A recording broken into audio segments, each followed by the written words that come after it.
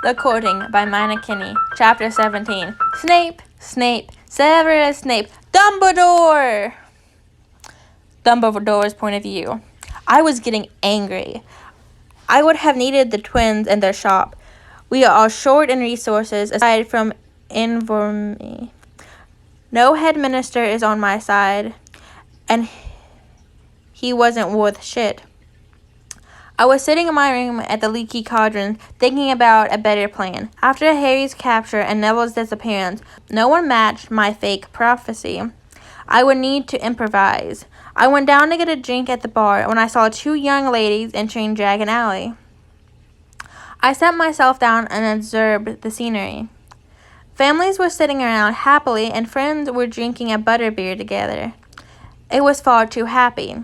There was a war going on. No one seemed to care. And nobody was to follow my side. Many of the old ones didn't believe that Voldemort would win.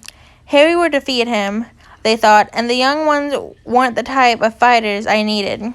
But they would make good human shields. When I thought about it, to make the old stand up, I would just publish an article saying that Harry was killed when Voldemort had him. He was nearly dead, and I would get a new savior for the young ones. Oh yeah. I gripped my drink and absorbed some more. There were no children in the right age here. Most of them were at Hogwarts, where I couldn't go. And I couldn't let something so important be done by one of my pawns. Then the perfect person entered. He was tall, but not too tall. He looked somewhat fragile. It would be easy to cast an Imperius on him. He was directed to Tom, but I caught him. I'm sorry, young man. Could you help me return to my room? I can't walk up the stairs alone. I asked him with a grandfatherly look. Of course, sir. He led me upstairs, and he dropped me off in front of my door. Well, thank you, boy. Your mother, he's a good man. I complimented him. I was raised by my grandparents.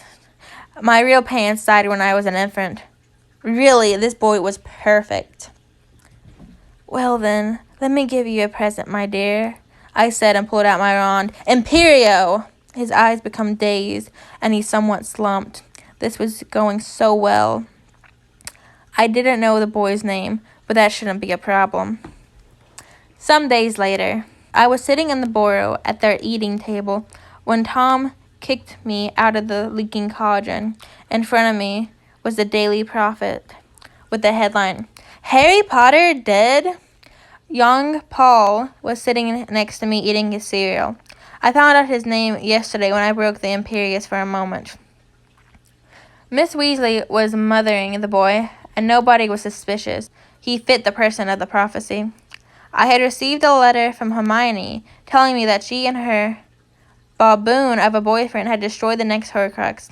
Everything was going good so far, and Paul would be ready to join Granger and Weasley next month. I was just about to stand up when Mrs. Weasley sat herself down next to me. Dumbledore, I'm worried about Ginny. Now that Harry's dead, she will be alone, without a fiancé. I don't feel like she will be safe out there. Miss Weasley had always wanted to spoil her daughter. She had hoped to marry off a rich wizard. I had made a contract between Harry and Ron for the sake of Harry meeting Ginny, so that the woman would be happy and her family would stay on the light side. Don't worry, Miss Weasley. There are many men out there just waiting for an outstanding woman like Ginny. I will be giving you names shortly. In the afternoon, I looked through the few stacks of young men in the light side that I could couple Ginny with. I hoped for Ginny to be as successful in reproducing as her mother, to help repopulate the wizarding race. I soon found a fitting suitor. I would give him some Animorta in the beginning, and the rest would fall into place. I would need to hold a meeting soon. Maybe soon after Christmas. It was nice that my plans were working so good. End of Chapter 17.